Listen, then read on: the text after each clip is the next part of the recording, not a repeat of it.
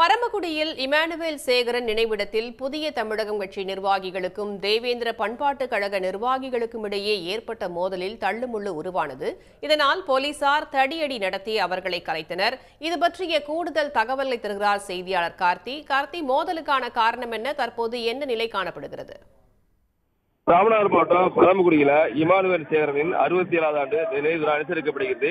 இதை முன்னிட்டு பாத்தீங்கன்னா காலையிலிருந்து பொதுமக்கள் மற்றும் பல்வேறு அரசியல் கட்சி தலைவர்கள் அஞ்சலி செலுத்தி வராங்க. இதுல பாத்தீங்கன்னா தற்போது பாத்தீங்கன்னா புதிய தமிழக கட்சி நிர்வாகிகள் அஞ்சலி செலுத்தும் போது தேவேந்திர பண்பாடு கழக நிர்வாகிகள் ஓரமா போங்க அப்படின்னு சொன்னாங்க. இதனால இரு கட்சி நிர்வாகிகளுக்கும் மோதல் ஏற்பட்டு தள்ளுமுள்ளானது. இது தொடர்ந்து பாத்தீங்கன்னா அங்கு மலர்கள் வைத்து அந்த மலர்களை தூக்கி மாற்றி மாற்றி அடித்துக் கொண்டாங்க. அதே போல சேர்களை தூக்கி மாற்றி அடிச்சுக்கிறதுனால பரபரப்பு ஏற்பட்டது. இதைத் தொடர்ந்து பாதுகாப்பு பணியில் ஈடுபட்டிருந்த போலீசார் பாத்தீங்கன்னா தடியடி நடத்தி அந்த சண்டையை கலைத்தனர்.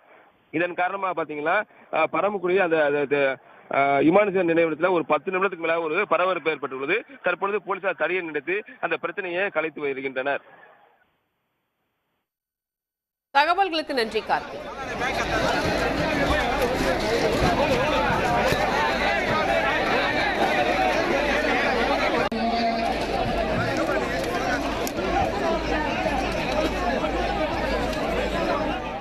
உடனுக்குடன் செய்திகளை தெரிந்து கொள்ள சன் நியூஸ் பெல் ஐகானை கிளிக் பண்ணுங்க.